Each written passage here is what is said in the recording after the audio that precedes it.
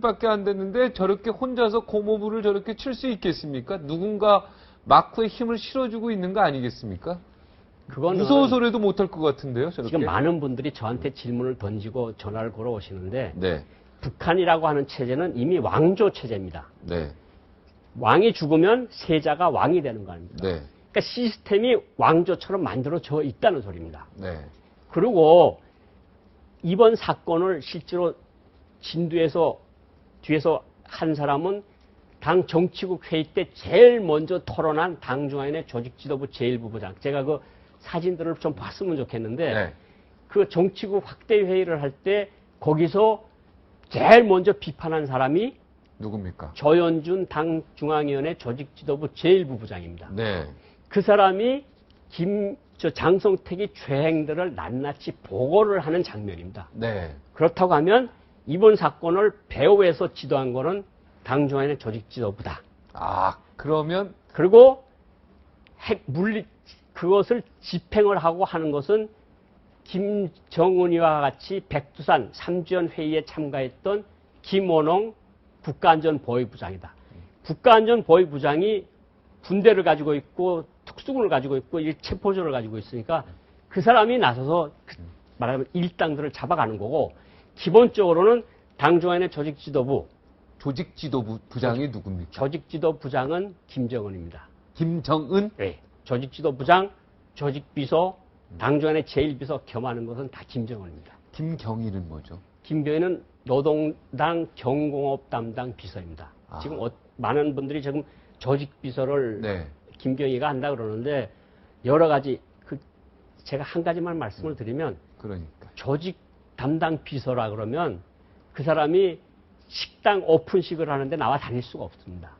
김경희가 북한 TV에서 보면 왜 식당, 해당화 식당 같은 거, 뭐 해맞이 식당 같은 거 오픈식을 할 때 거기 나와서 다닙니다. 네. 그게 경공업부, 김경희가 있는 경공업부에서 주관해서 만든 대상물들이거든요. 그러니까 조직비서면 그런 데가 나올 수가 없는데 김경희가 경공업 담당 비서이기 때문에 거기 나왔다고 보시면 될 것 같고요. 그럼 조직지도부하고는 관계가 없네요, 김경희가. 김경희는 근데 일부 또 전문가들은 이 조직지도부랑 관계가 있다, 김경희가. 예. 김경희는 뭐 이번에 제가 어제도 잠깐 말씀을 드렸는데 그러면 김경희는 어떻게 되는 거냐? 김경희는 김정은에게 남아있는 유일한 가족의 어른입니다. 네. 가족의 유일한 어른이죠. 네. 그 어른이 상의를 받지 않고 허락을 받지 않고 이 일을 했다고는 절대 생각지 않습니다. 네. 그러니까 당 정치국 확대회의 결정문에 여러 여자들과 식당 뒷골목에서 쏠라닥거리면서 반동짓을 하였다. 솔라닥질을 했다. 네. 그러면서 김정은이 아마 모든 자료를 조직지도부에서 종합한 국가안전보위부에서 도청한 일체 자료들을 데리고 가져가서 고모, 이놈이 아주 여러 여자들, 젊은 여자들하고 아주 추잡한 행위를 했습니다. 그러니까 그래? 그럼 그냥 너 마음대로 해. 죽여버리든가 마음대로 해. 그런 승인을 받기 전에는 나랑 아무 관계 없어 그럼 그렇게 했겠지. 죽여버려. 네. 근데 실제로 죽여버린 다음에 그 사람 여자의 마음이 어떻게 했는지는 따로 조금 이따 말씀을 드리겠는데 네. 고모하고 협의를 했고 결국은 당중앙위원회 조직지도부 제1부부장이 기획을 하고 직접 집행한 것은 백두산에 데려갔던 김원홍 국가안전보위부장이 이 군사재판도요. 네. 국가안전보위부 특별군사재판입니다. 그러니까 이 끌려가고 재판을 받는 것 자체가 네. 국가안전보위부에서 집행을 한 겁니다. 네. 근데 저는 사법부가 아니고 그렇죠. 그러니까 한국에서면 검찰에서 기소를 하고 재판을 받고 재판을 받아도 사형 선고를 받아도 감옥에 들어가서 또 일정한 기간 있는 거 아닙니까? 네. 저기는 우리하고 전혀 다른 세계다. 그냥 국가안전보위부에서 우리는 말하면 국정원에서 잡아다가 너 이런 죄를 했어. 나가서 총살해. 그럼 나가서 두룩 하고 쏴서 죽였다는 의미입니다. 그러니까 김경희의 허가를 반드시 득하고 이런 짓을 했을 것이다. 이런 그건 뭐 짓을 했을 것이다. 그거는 사실은 100%다. 예. 김경희가 김정은에게 있어서 가장 믿음직한 집안의 어른이거든요. 그러니까 집안의 어른하고 이야기를 안 하고 그런 일을 했을 리는 정말 만무하다고 생각을 하고요. 뭐 김경희가 직접 나서서 자료를 모아가지고 저럼 죽여라 이런 건 아니고 일단 모든 행동을 다 봐서 취합을 해봤는데 너무 죄가가 엄중하다고 본 거죠. 그러니까 정은이도 화가 났고 여자 거 따로 모아봐. 그래서 내 고모한테 갖다 줄 거야 이거. 고모가 아직 살아있잖아. 여자 같냐만 아마 몇십 장의 사진과 동영상과 추잡한 행위들을 한 거를 갖다 주고 자 고모부가 이따위 짓을 했습니다. 어떡할까요? 고모. 그냥 없애버려. 이런 정도로 하지 않고서는 저런 일이 벌어질 수가 없다. 제가 말씀을 드릴 수가 있습니다. 결국은 그러면 김경희가 남편을 죽인 거네요. 어떻게 보면.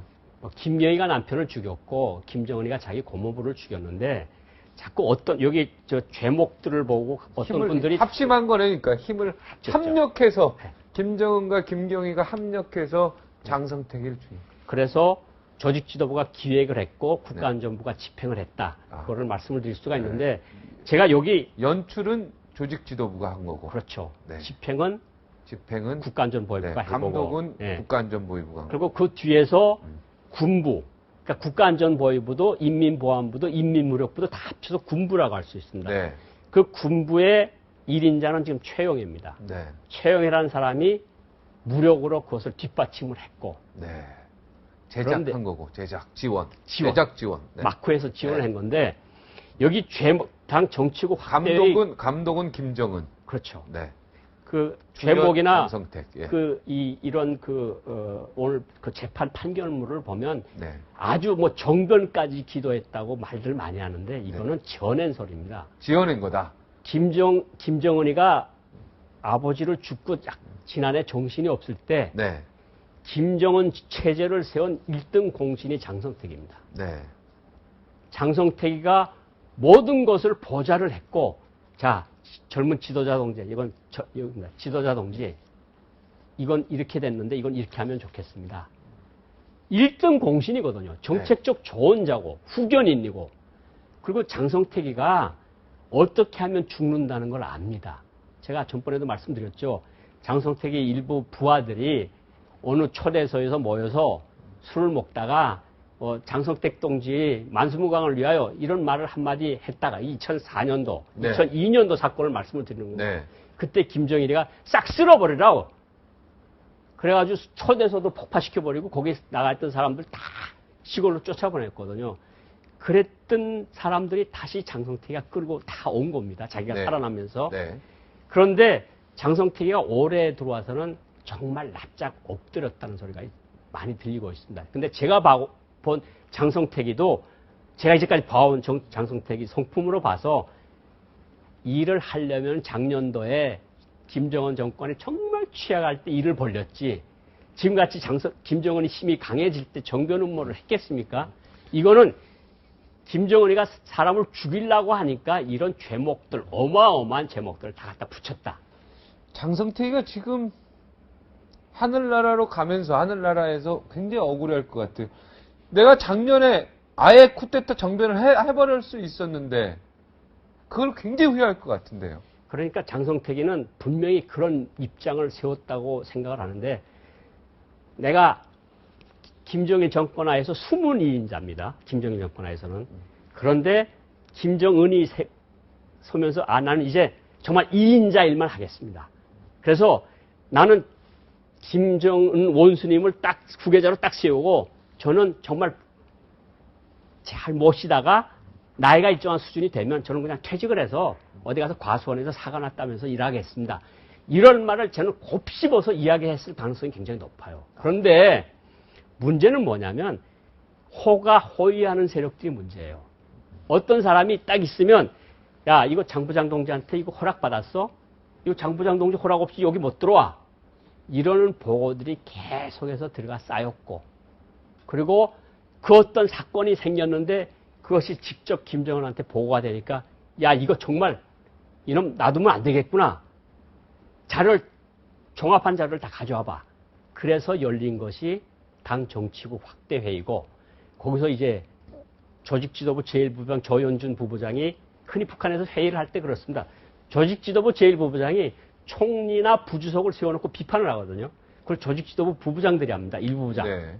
이 사람은 이런 나쁜 일을 냈고 이런 나쁜 일을 했는데 이걸 놔두면 되겠습니까? 그럼 뭐 강선 재강선을 보냅시다. 뭐 용광로로 가서 뭐 죽여야 합니다. 막 그러면 그 마지막에 그냥 장군님과 원수님이 배려로 네. 그냥 혁명하러 보내겠습니다. 네. 이러는 게 북한 스타일이거든요. 그러니까 이번에도 보면 조현준이라는 사람이 격하게 토론을 합니다. 그 장성택의 죄행을 쫙 이야기를 다 한 거죠. 거기 가보신 적 있으세요? 저기요? 정치국 확대회의에? 저는 정치국 위원이 아니고 정치국 확대위원도 아니기 때문에 굉장히 사람들 많은데 저 중에 하나 정도는 아니 뭐 저거는 제가 북한을 떠난 게 91년 제가 대한민국 국민이 된 지가 이제 22년입니다. 네네. 그런데 저기에 제 많은 친구들과 선후배들이 저기서 그림에 다 보여요. 네. 그런데 저 사람들이 장성택에 의해서 천거됐거나 올라간 사람들이 굉장히 많거든요. 네. 그래서 제가 어느 한 우리 국가안보 전략연구소에서 하는 학술회의에서 장성택이는 지금 반성문을 쓰고 있다. 네. 그 이야기를 했고, 네. 그 이야기 있은 다음에 체포가, 그 자리에서 8일날 체포가 됐고, 네. 그 다음에 이제 가서 얻어맞다가 네. 사흘이 지난 어제 총살이 된 거 아닙니까? 그러니까 분명한 것은 무엇이냐면 네. 장성택이는 김정은을 그래도 모시려고 그랬다. 네. 근데 그 밑에 이용화 제1부부장이든가 이런 사람들이 야 이거 장부장 동지 하고 다니는 게 눈에 거슬렸다고 합니다. 그러니까 제가 김정일이 때 같았으면 저 사람 안 죽입니다. 네. 김정일이가 저 사람을 4번을 똘코 뗐거든요. 밑으로 바닥으로. 네. 4번을 똘코 뗐는데 다시 살려줬어요. 왜냐? 김일성이 사위 아닙니까? 그리고 자기 하나밖에 없는 누이 동생이 남편이니까 네, 이제. 죽이지를 못하는 거예요. 네. 김정은은 젊은 혈기에 저 사람을 죽였습니다. 그러면 도대체 북한이라고 하는 저 자동차 거기서 지금 브레이크를 뽑아버린 겁니다. 자동차라는 게 엑셀하고 브레이크를 동시에 밟으면서 운전을 해야 되는데 네. 지금 김정은은 냅다 악셀레이터를 밟고 있는데 그거를 이따금씩 브레이크를 밟아줬던 것이 바로 장성택이거든요. 이건 여기 정치국 결정문에 다 나옵니다. 네. 이렇게 하자 그랬는데 반대했다. 네. 이건 결국은 조언을 했다는 소리거든요. 네. 저만큼 경륜이 있고 경험이 있고 한 사람을 찾아볼 수가 없을 겁니다. 이제는 장성택 주변에 아첨꾼만 모일 거고 충성분자만 모일 거고 그러면 북한이라고 하는 자동차는 브레이크가 없이 가속 페달만 밟으면서 어떤 정점을 향해서 정신없이